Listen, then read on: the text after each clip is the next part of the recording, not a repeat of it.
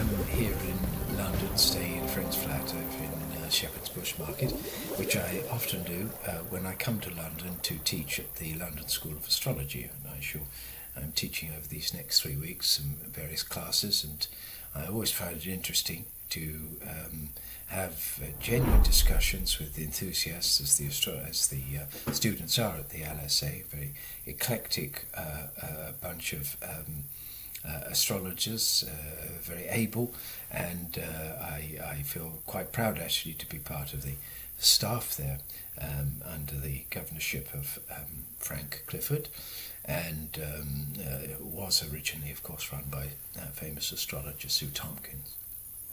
Anyway, I'm over here, and I thought I'd like to do a video today carrying on the theme of signification. It's upon signification that the whole edifice and efficacy of astrological practice stands. And we're covering universal signification because it's the simplest. Last time I did a kind of amplification of the planet Jupiter or Venus, and there's going to be several things, several planets and signs that I do over the coming months as I continue on with these videos. But I thought I'd try to make it a little bit more personal and select someone, as I suggested in the last video, so that I thought I would select Jorden Peterson. And I'm selecting him because he's somehow on his way out there to become known for a particular kind of specialized form of focus and thinking, often to do with a kind of pragmatic thinking. He's a clinical psychologist and has hit the world stage running. And I would like to look at a specific aspect in his chart, namely the Mars opposed to Neptune in his chart, and to see if we can form connections or see if we can see this theme, or one of the themes in Peterson's chart, running through his life, just to see if there's any kind of authenticity to what astrologers say or do. And we will of course stick with the symbolism involved. Now, I happen to know that his Mars opposed to Neptune is also square to Saturn, which complicates the matter, but I'd just like to spend some time just dealing with the opposition at first. These two placements of Mars opposed Saturn, what they imply at an archetypal core, at their essential patterning and what they do for the individual. In other words, if we see planets as aspects of the individual psyche, or those aspects of life or archetypes that one is in touch with through the individual psyche, the outer planets often represent the larger collective forces at work, then we have two mutually exclusive planets. Mars has a lot to do with the way we bring forth our personalities, the way we express ourselves in terms of making a point, not just the words we use, but the type of energy dynamic that the will uses to make itself known. And Mars is a very important planet, because unless we are able to become conscious and use Mars consciously, we will not be able to assert ourselves. So this planet represents, among other things, a kind of desire nature. It wants things. It's the capacity to know what you want and then go about doing what you have to do to get what you want. It's linked with the Roman god Mars, obviously, and the Greek god of Aries, not just the sign, I'm talking about the god himself, but it's much more than that. It's the person's ability to act, not just on impulses, but act on a determined intent. So the sign, of course, will place the clothing around it. The sign clothes the planet with a certain kind of substance and a way of doing things. So it's as if the planet puts on the clothing of the sign and they become one. It's not exactly clothing, but I think that's about the nearest metaphor that I can get. Signs are to do with temperamental attitudes, ways of being, and so whatever the planet is, it uses, as I say, the substance or the attitudinal factors of a sign to make its point. And making a point, and the way that you make a point, and the force of your particular potency in life is expressed through the position of Mars. And there are all kinds of problem Marses in the world, where our capacity to act and to do and to stand up for ourselves and fight for life, fight for our own independent existence, sometimes that can be very problematic for people, and so a kind of defunct Mars often means that it turns inward against oneself, a kind of anger against one's own sense of impotence or ineffectuality. Anyway, those are some of the pathologies of Mars, which I don't particularly get into now, but I'm just delineating what that function of Mars is in us.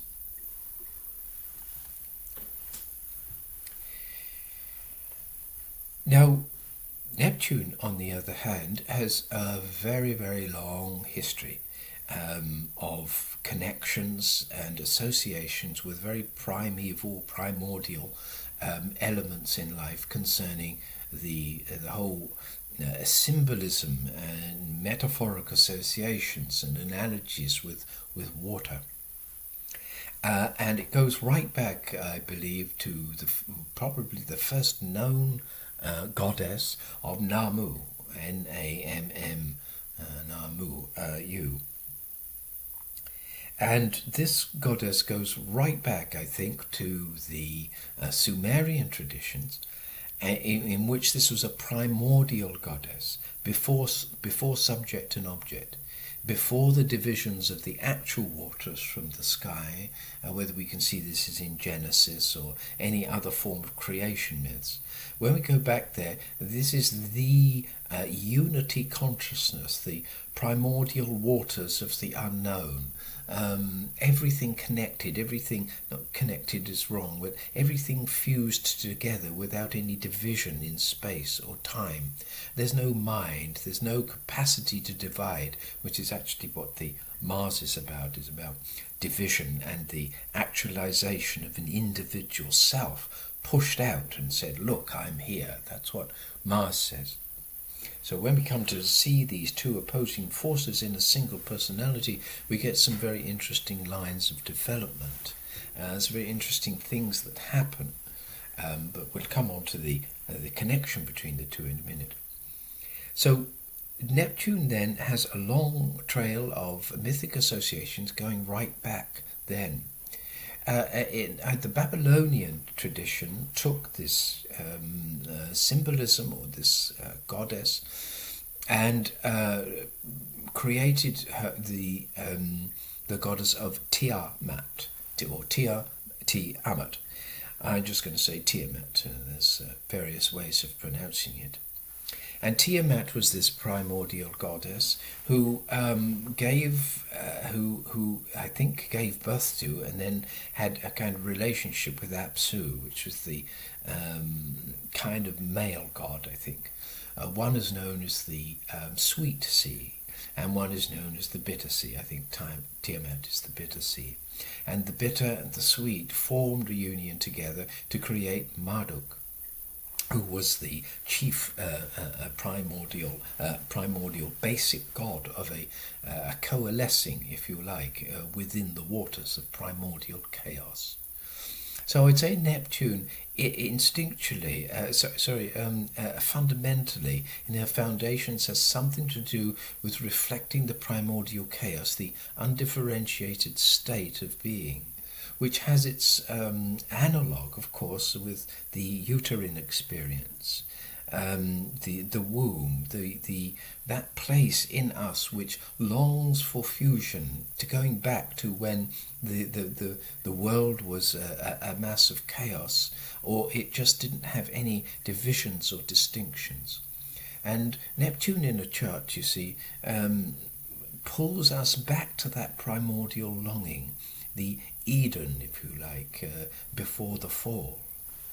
Now, what happened in the myth is that Ti'amat decided that she didn't like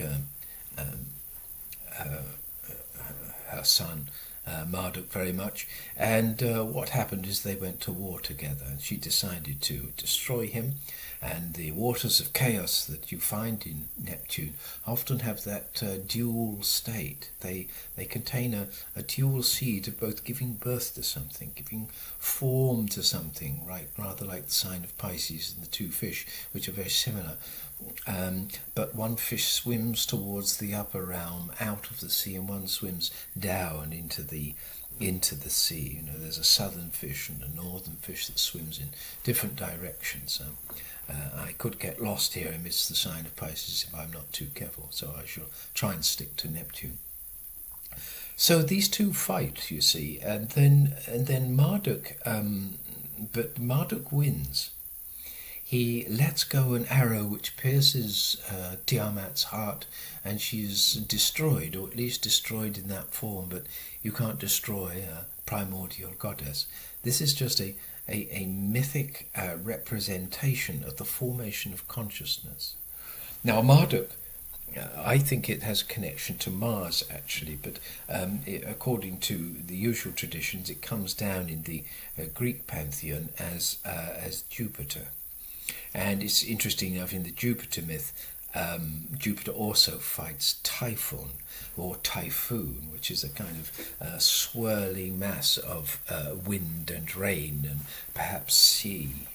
So there is this reflection, I think, in the Greek myths of this earlier primordial fight of the forces that want division and creation or order in the world.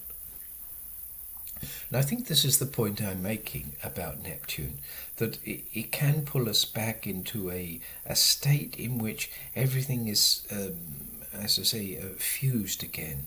What Freud called the state of a severely regressed state into an oceanic oneness, as if one was back into the womb-like state and lost, or the realm of forgetfulness. The river Leith, I believe, is one of the 7 rivers of the underworld in which one forgets. And there's also that river, isn't it, that I like associating with Neptune, the river Oblivion. And oblivion is just a total forgetfulness of who you are. You get this in drug-induced states, you can get this in primordial bliss experiences, in love, or some sense of unique and mystical connection of the heart and the soul. And these are all and sometimes you can get it in music, which is and the imaginal realms of films and the ethereal.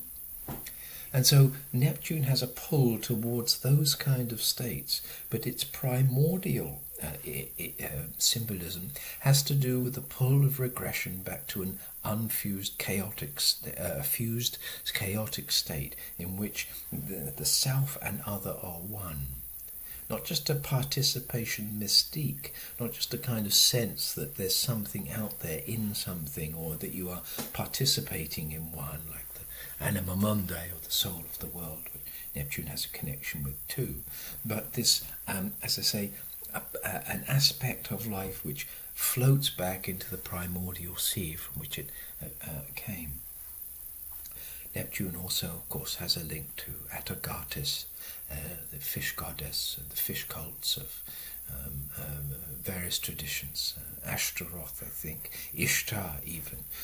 Looking into the symbolisms of these mythologies can be very helpful to unfold or unpack the great symbolism and the line of associations, and the essential meanings inherent in the planet of Neptune. So when we come back to the fact that the planets are in opposition, it doesn't mean to say they are opposed as adversaries. It just simply means they're connected within one's life, and that the opposing planet is brought into an awareness of itself like no other aspect could. You see, in a full moon, which is the opposition of the sun and the moon, we see the moon full. And so the opposition becomes the aspect of the greatest amount of awareness of the other side that you can see. It's like facing it directly. So what you can see is at its most full. And if they're opposing in essential principles like this, the Mars opposition Neptune are rather mutually exclusive. You see, Mars is the planet of individual desire and want and need, and the urgency to go and get it. It demarcates that phase of childhood of separation, individuation, because its first transit cycle is about 22 months, which coincides with that phase of life of the baby where it's striking out for independence. It has the capacity to say no or yes or throw things, or it has some impulses that it likes to act on its own, regardless of what the outside world wants. So as I say, it's mutually exclusive. One moves towards this state of lethargy, or you can find often in alcoholism, or alcohol is a very Neptunian quality, because it finds that the psyche can just be loose a bit and loosen up. So when these two planets are in opposition, we can find in the life that a major dynamic of life is about opposing the principle of chaos and finding the quality of Mars, which is taking direct action, doing something about life and on behalf of the independent being, which is Mars. And we find this theme coming time and time again in the wonderful lectures and thinking of Professor Jorden Peterson. He's done some wonderful lectures about the Garden of Eden and a reinterpretation of these great myths, and about this process of chaos and order. But I think on a personal level, because that Mars is in Taurus of his and his Neptune is in Scorpio, there's something here to do with the way that he presents his material, which is grounded in the facts. I mean, Taurus's essential principle as a sign is to find something certain. So find something, a secure foundation, a base, a rock on which to build, on which to build, so that it won't be washed away by woolly thinking or other elements that come in. And I think in Peterson's psyche there is something to do with, again, the known. The known is the Mars. What I know, what I understand. And whenever he's fighting or dueling, which sometimes he has, it makes great impact. I've seen that Mars in Taurus be very adamant, sometimes obstinate. But he always seems to be pushing against some forces which are too woolly, too inchoate. They're nebulous, and often fighting against the idea that of victimization in the world, and is looking at that, as I say, that his arguments against postmodernism that sees all values as equal and all that. I must refer you to his lectures, of course, to get an idea of what I'm talking about. But I see in his life this struggle against those forces which threaten from within, which could be seen psychologically as a regression to mother, a regression to that process where you're saved in some way, and perhaps even a progression back to archaic belief systems which somehow support you in a way but are not very realistic. This knife has been used in Peterson's lectures and so on. This knife of discrimination and drawing lines and clarity. So he's rather like the Marduk figure. He's attempted to thrust through and create a way of using pragmatic common sense. His psychology is very much to do with behaviorism, backed up and supported by a thorough understanding, I believe, although it's broad, it's still thorough and quite detailed in terms of Jung and the analysts and the existentialists and all of that, and he brings this into a clinical, solid practice of foundational pragmatism. And in this sense, he follows the ideas of William James, a great pragmatist American psychologist, and bases his arguments. The thrust of his volition and his activity in promoting himself can be combative at some times. It can be seen to be arrogant at certain times. But what we get is this thoroughness of basing an argument on the solid foundation of scientific fact. But I think inside, what is pointed to was probably an earlier form of feeling as if life was floating along, or that his anger wasn't differentiated enough and often came out in a kind of chaotic mess, perhaps. Maybe at some point he picked himself up by his own theoretical bootstraps and actually applied his own psychology to himself. At least that's my guess. Anyway, there's a delineation of those two planets, and I hope that we can see that this dynamic of operation is there. It's inherent in the dynamism of the person known as Jorden Peterson. Cheerio.